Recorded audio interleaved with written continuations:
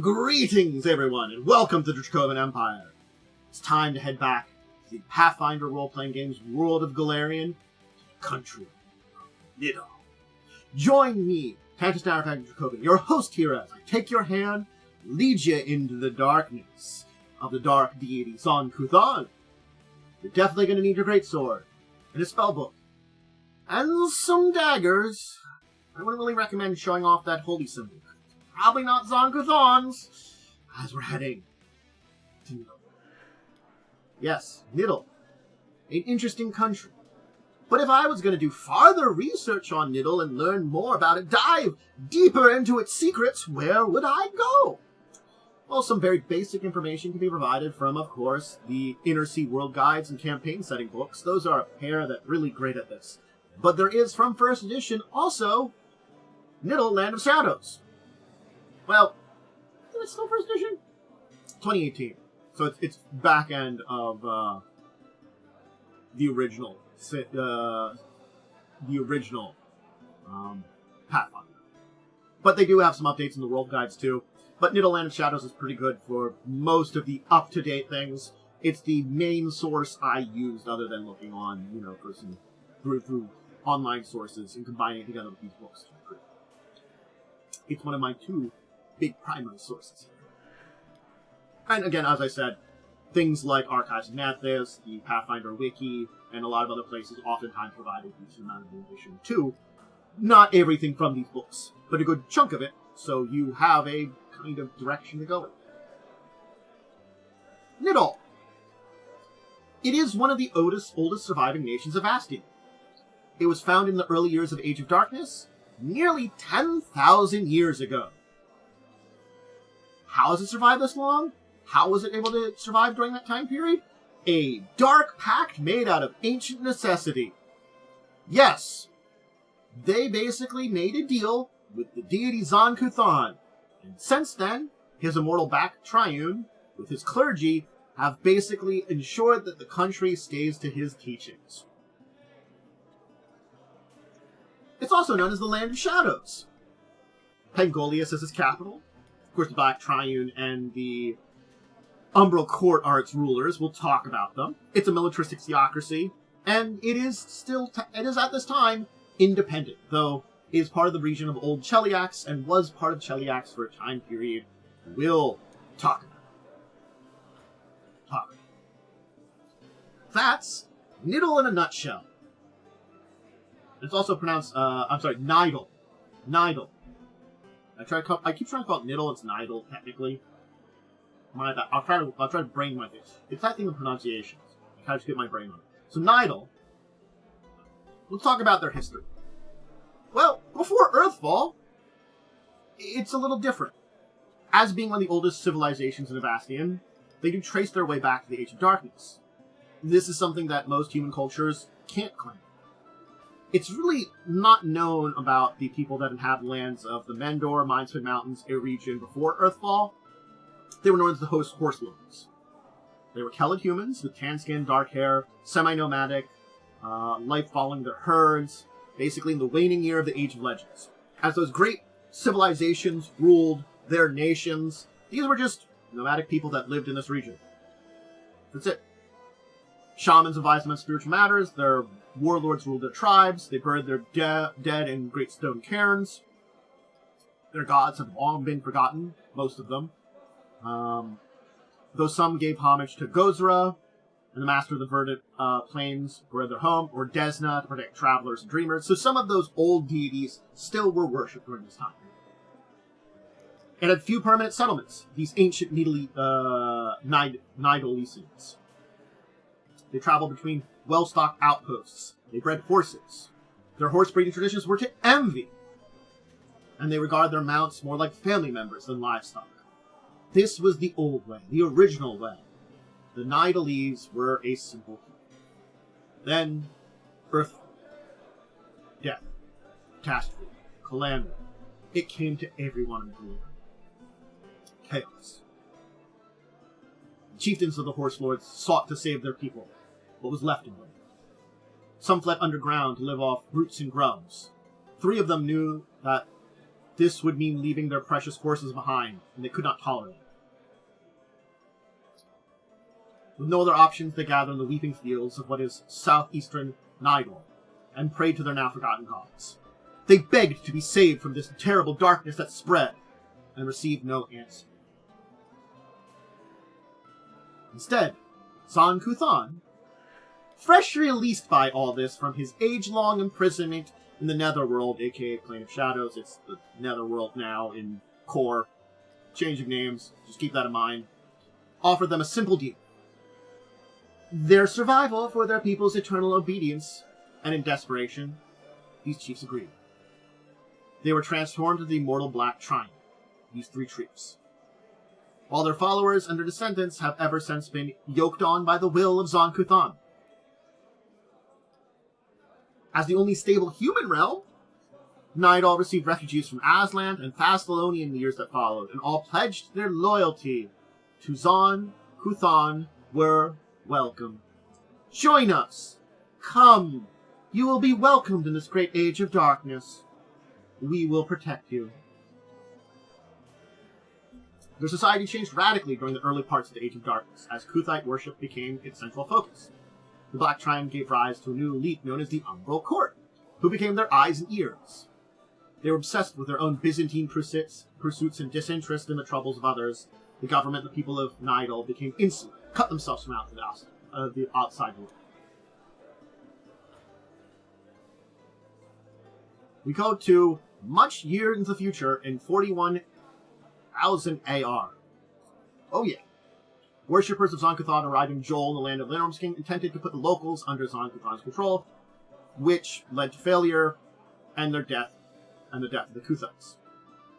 Now we get to the Everwar. Nearly 9,000 years of insularity came to an end.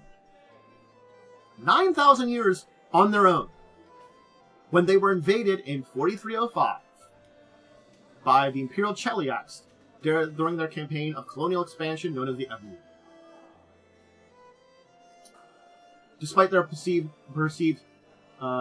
decadence, the Nidalese proved capable of defending their homeland, earning a fearsome reputation that they would send the surviving invaders home in pieces. The fighting drug on for 30 years, but Cheliax, under the leadership of Emperor Halid III, were able to bring the Black Triumph to the negotiating table. And 4338, even though Zon-Kuthon seemed to be withholding the most terrifying forces for battle, yeah. Once firmly under Cheliax's boot, the most unusual flowering of trade and culture, which, given Nidal's otherwise extremely insular nature, occurred between the new nations, incrementally pulling Cheliax closer to the outlook and ideals of the Midnight Lord. So basically, they were like, well, if you're going to conquer us, we're going to make you more like us. The increase in Nidalese values in Cheliax was so great that some wondered if the invasion itself was a cunning trap laid by Zon-Kuthon to lead the Cheliaxians to darkness and evil. Nidal, during this period, was known as Shadowbreak, and was marked by a moderation of Kuthites' cruelest excesses, an exchange of ideas between scholars of both countries, and opening of the House of Lords. Nidal, nevertheless, bristled under Chelaxian dominance for approximately 300 years. It was not until Eredin died in 4606, in the subsequent Chelaxian Civil War, that Nidal regained its independence.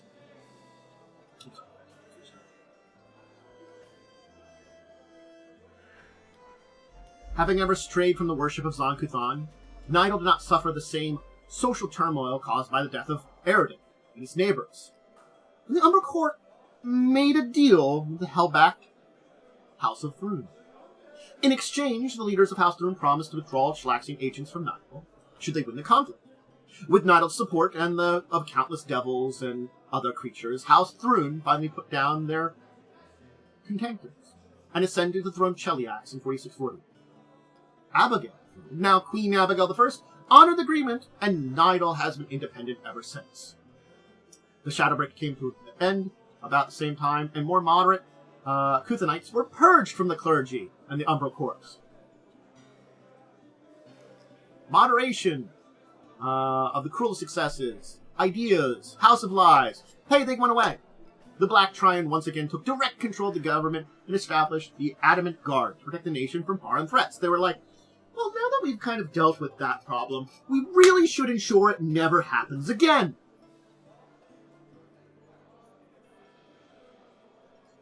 Zon-Kuthon superiority. Now, what do we find in Nidal? Well, it never prioritized expanding its borders. It divided,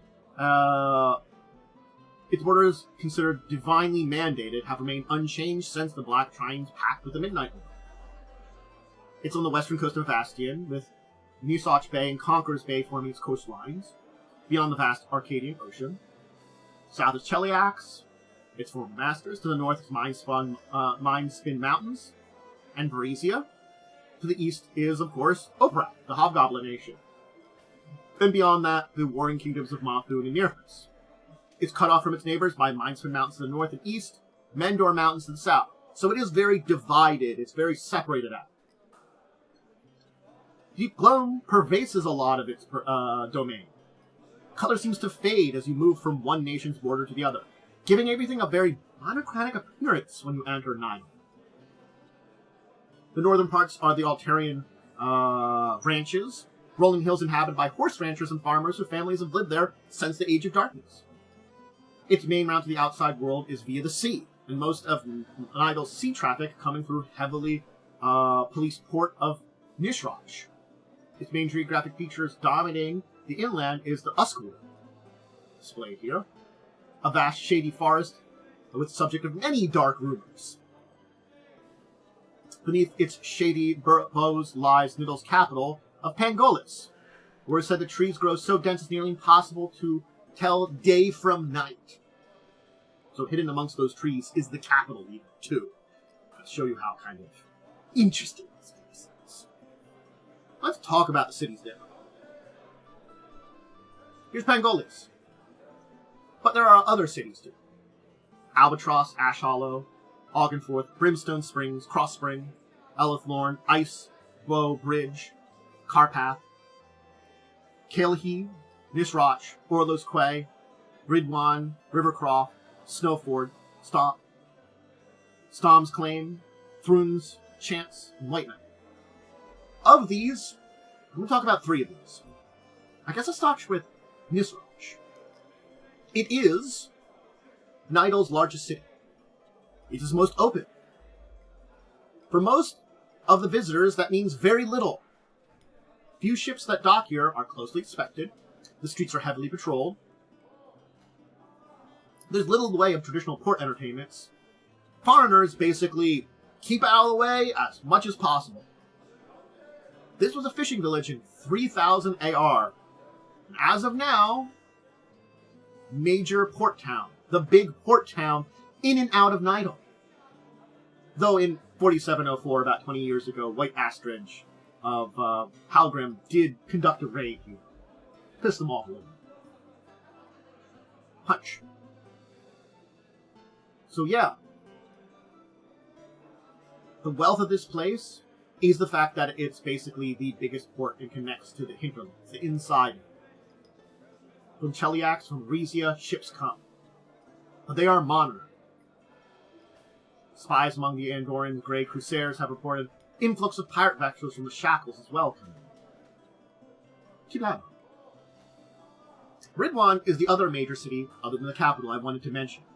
Why did I want to major this large city? Well, Ridwan, as the foothills of the Mendor Mountains, on a volcanic plain, is the religious center of Zon-Kuthon in the nation. It is said the Midnight Lord emerged upon Golarion from the Shadow Flame Rift that dominates the city's center square. The rift itself is believed to be a gateway to a particular unpleasant chasm of the netherworld known as Deeping Darkness. Apart from being a religious center, it's a training camp for Nidal's military. They hone their skills to spread the word of Zon-Kuthon through guile and force. So yeah.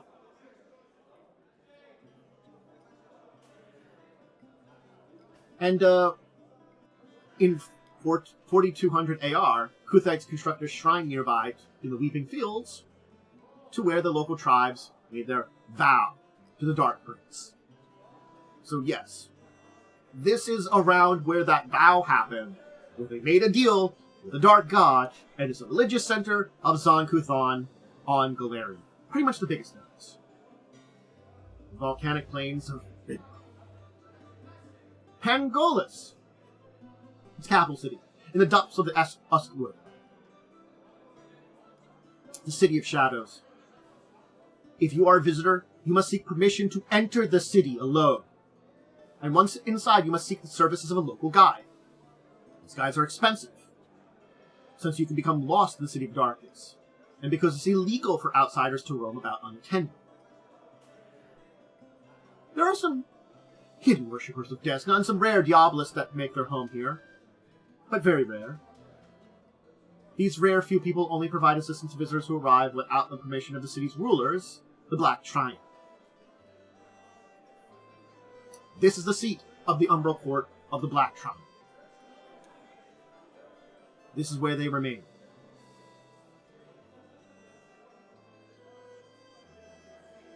And now they have, of course, the will of the Black Triumph, Mykros Rokar, the right hand of them, a veteran of the Everwar, a vampiric general that leads their adamant company on missions in the Uskwood and beyond, the military organization, the enforcers of the Black Triumph, stationed here out of Pangolis.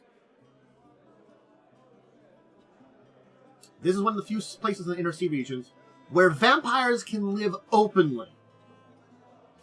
This is not only tolerated by the Umbral Court, but can survive during the daytime due to the shadowy lightning. Keep that in mind, too. Alright, now that we know about the cities, let's talk about the Umbral Court and the Black Triumph. We'll start with the Black Triumph, the top of this all. These three immortals. They are no longer human. They're caught between mortal life and undeath. And they've remained unchained since negative 5293 AR. 10,000 years.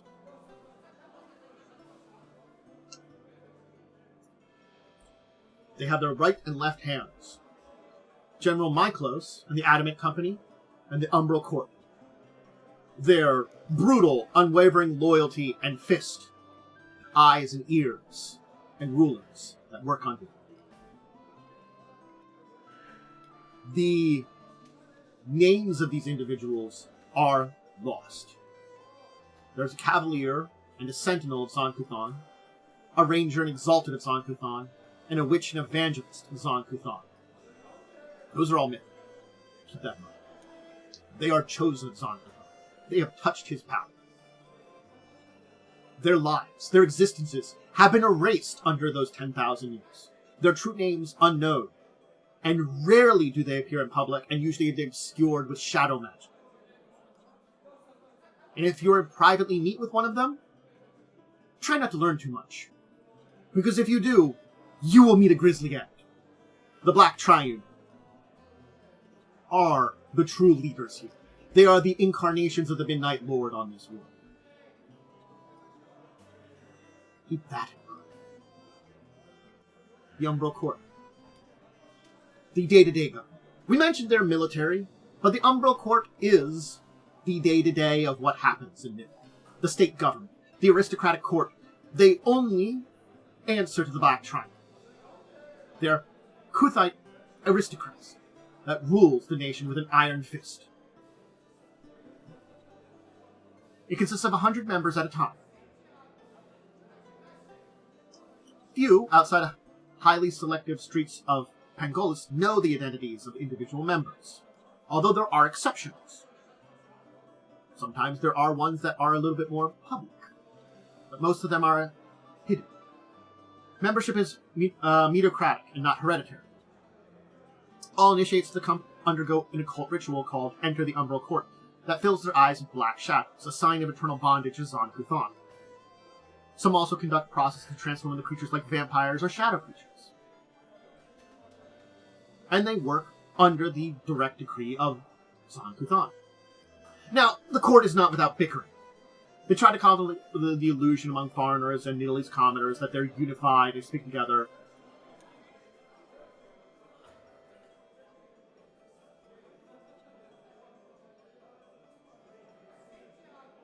But disagreements and even violence can sometimes erupt behind the scenes. There are two fundamental divisions. The first is that between the pro-Galaxian expansionists on one side and isolations on the other. The former consisting of urbanites and graduates of the scholar Pale Sun led by Colas, who sees an opportunity to expand Zon-Kuthon's influence across Golarion in an alliance with Cheliax. Again, that entire thing is, hey, we were under Cheliax, we opened up to the world. This is an excuse for us to spread Zon-Kuthon beyond our borders. While the latter consists of druids of the Shades of Uskwood, led by Elendar of Ridwin, who views foreigners not Zon-Kuthon's chosen people, and therefore should not be bothered. The court. The other divisions lies in the conflict between the Umbra Court's undead members and adherents to Bellevue's the Level's doctrine that teaches that pain can only be experienced by the living, not undead. So latter are seen as less devout Kuthons, unable to experience Zon-Kuthon's true blessings. Naturally, the undead members of the court disagree with this doctrine and despise its adherents, viewing them as themselves as more pious since they can dedicate an eternal life to Zon-Kuthon. As undead members no longer die of old age and accumulate in Umbral Court as their living peers die, the living tend to be attracted to Bellevue's doctrine and plot against undead members, resulting in murders that thin out their numbers. The common people of Nidal obey the lowest member of the court without hesitation or question. Anyone disobeying was quickly, or even worsely, slowly executed. They have a heavy presence in the city and hold official military and academic positions, thus control all major trade agreements and projects. Wealth or influence is unattainable without its favor, and ambitious citizens of Nidal often do so by staging ostentatious displays of their devotion to Zon-Kuthon.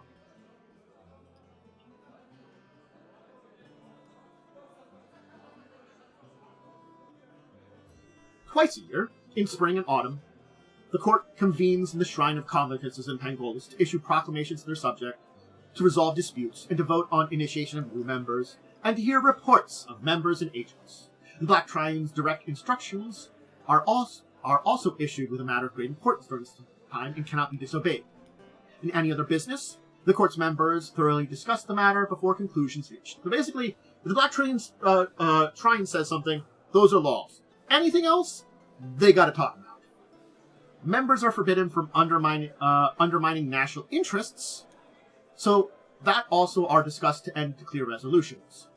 Does whatever's being talked about affect national interests?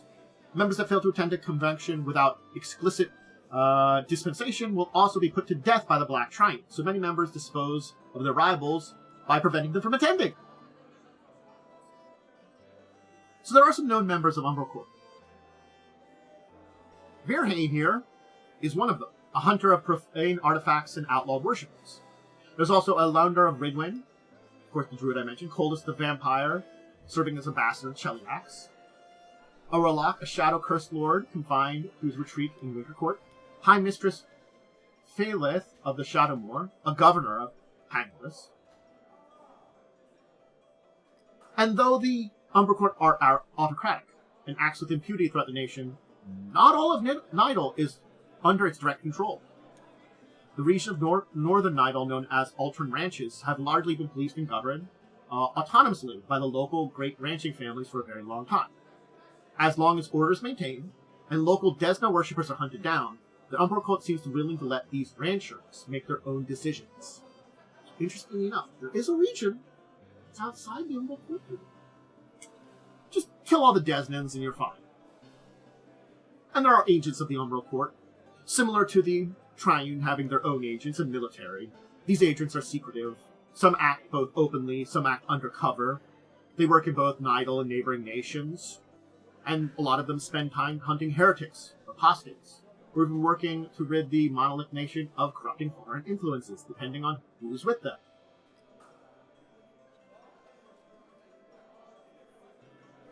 So yeah, that's who rules Nidal. Who lives there? Who are the people of Nidal? Well, They live beneath the shadowy pact made in ancient days, fulfilling this pact to this day. From earliest childhood, they're taught to regard pain as sacred and suffering as joy. Their most sacred duty is to continually refine the intensity and sensations of the sacraments. Farmers, fishermen, fisherfolk, artisans of Zon-Kuthon's teaching, while raising the small, tightly knit families under his influence. Despite the possible desire for a different way of life, they have long been under the Midnight Lord's rule and can envision no other existence. Hope is perilous, and somber but stable peace seems to be a safer choice. She's wearing shadow piercings here, this woman. Its stability has allowed families to refine their skills for generations. They have glass, intricate jewelry, ornate metalworking that is unparalleled in vastity. They are the sole civilization to survive Earthfall's destruction. It serves as a repository for unique lore found nowhere else in the world. Scholars of history and religion embark on pilgrimages to Nidal's dark city, braving the regime in exchange for the opportunity to study one-of-a-kind archives exclusive to the Inner Sea region. So yeah, if you're a scholar, whether religious or historical, you might go there, try to make deals, spend money, grease the right wheels with the right people, to get a chance to see ancient literature that has existed since the Earthfall. It's tough. You gotta deal with that. It's tough, but possible. There are humans here, of course. But other groups, Calcny, and of course, Kylies, Fetchlings, as they're also known as, and Calcny/Darkfolk, as they're known as, make up other big populations in this area. In the Turian Plains, from the cities, resides a resilient and proud people or descendants of those horse riders, the Horse Lords. They've preserved many of their ancestral traditions to this day. These clans are renowned for their swift and courageous horses, highly prized in the Inner Sea. Their cultural ties to ancient Nidal grant them a measure of freedom not experienced by other Shadowbound parts of the Shadowbound, even though they do not directly challenge the Umbral Court. These ranchers, they're technically devotees of Desna and call themselves dreamers. You know, it's sort of like they pretend to get rid of the Desna by still being Desna. It's a tough job. These ideals carry a guarded hope that one day they might find a way to break Zon-Kuthon's hold on Nidal. Imperiums are rare. They're seen by the government as a natural focal point for insurrection. Families that give birth to them either hide their unusual features or sell them into slavery at high price. Very few reach adulthood in Nidal, either becoming corrupted or turning evil, or becoming basically subservient against the tyrannical government. What else is here? In addition to humans, there are other creatures that are from or influenced by Zon-Kuthon's home in the Netherworld. Nightshades, occasionally summoned by spellcasting faithful of Zon-Kuthon. Of course, I mentioned the Calcny, the Kyle, Velstrax, all creatures that are connected with that. Velstrax, basically, also called Chitons. The Calcny trace their origins back to Aslanti settlements known as Old Calganos. They've created colonial traditions, drawing on ancient Aslanti accounts, within the border context of Nidalese culture. The Kyle are descendants from humans stranded in the Netherworld long ago, transformed as magic. They prefer to assimilate in human society best they can. And Nidal is also home to the largest population of Shackleborn candidates, as a result of cardinal entanglings between mortals and fiendish Velstrax. It's also in Nidal, Velstrax and later-verse undead like vampires can display their natures openly, hold permanent position, leverage power, invoke fear in others. And the Mendor Mountains are home to particular infamous creatures known as Umbral Dragons. A number of Shadow Giant families also made their homes in the nation's wider corners at direct invitation to the Umbral Court. When not assigned tasks to the country's rulers, these giants generally keep to themselves and practice their unspeakable rights. And finally, undead Ravengers and Wights also make their not just humans, tiny ones. And finally, today, we gotta speak just a little about Zon-Kuthon to finish up, because he is deep in the heart of this nation. Nidal is a monotheistic theocracy. The divine mandate of Zon-Kuthon rules this nation. It's not hard to imagine that all other religions are banned, though there are still many practiced in secret. Desna is particularly one that is hidden amongst the followers here. As the Descendants of the Horse Lords have their own term for it, the Dreamers. Others have the Whispered Song. The Whispered Song works in utterless secrecy to hope to give Nidal oppressed commoners, even believe that they can infiltrate the Umbral Court itself. But Zon-Kuthon's church, direct connections, grant very powerful allies to them. Remember, they have a big portal. They're directly connected with their god. Those Umbral Dragons are there on purpose. They are advisors, guardians, mounts, assassins. They are powerful creatures granted to Nidal, along with everything else. Zon-Kuthon has his talon or hand in this. I'm going to say talon hand. It's just his hand. Deep in this nation and is not letting go. He holds it tight.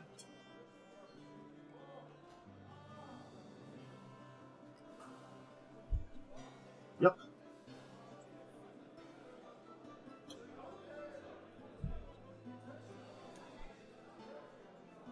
The only person that he really respects is his sister Shellen. That's a thing. His sister Shellen, keep that in mind, goddess of beauty.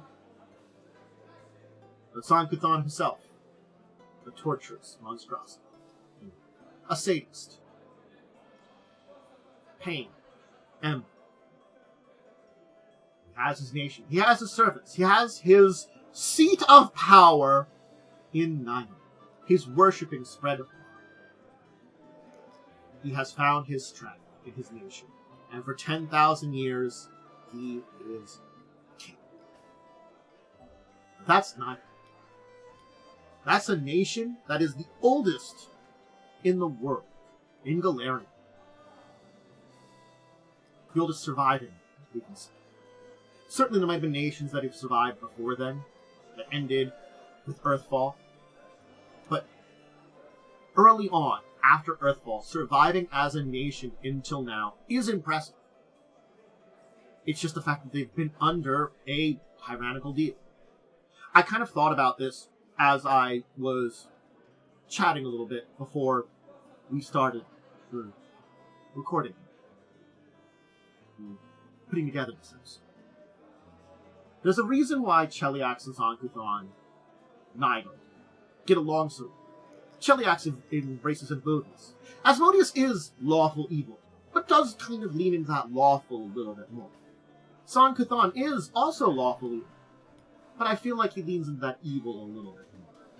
It's an interesting juxtaposition between the two. And the nation of shadows, the land of shadows, remains deep under his thumb. Wiltberg? Well, that's kind of hard to tell.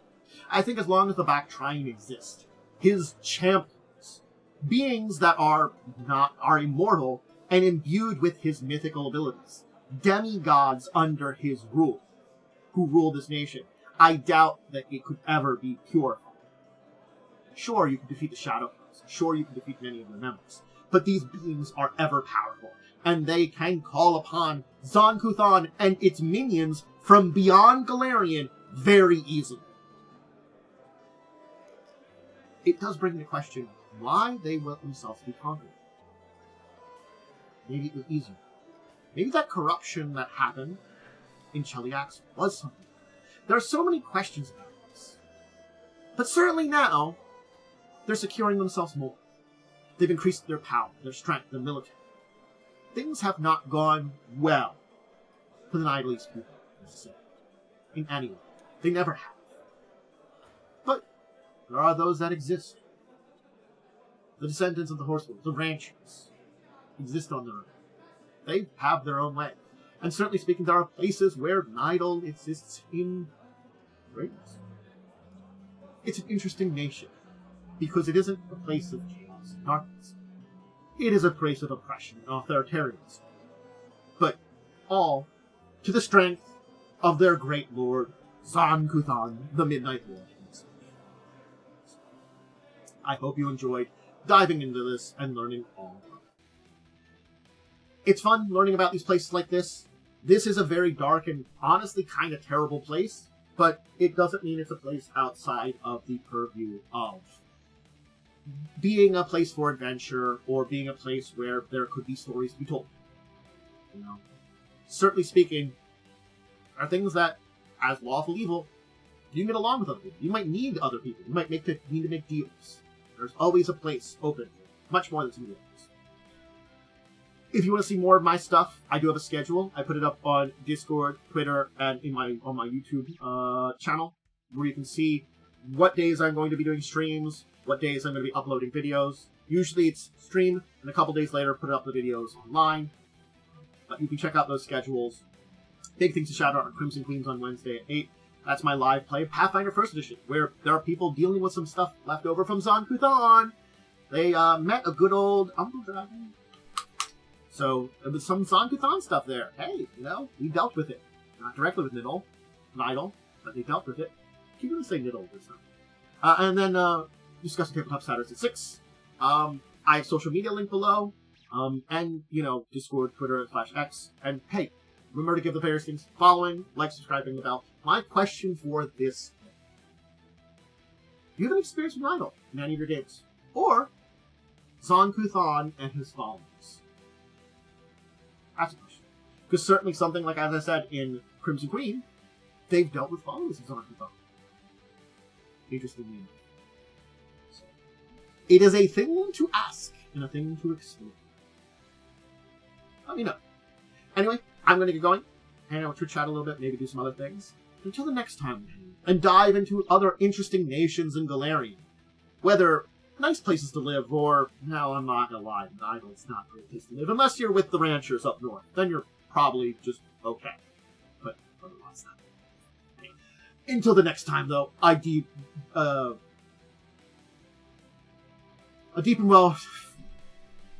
wonderful farewell. My brain broke there. Farewell, everybody.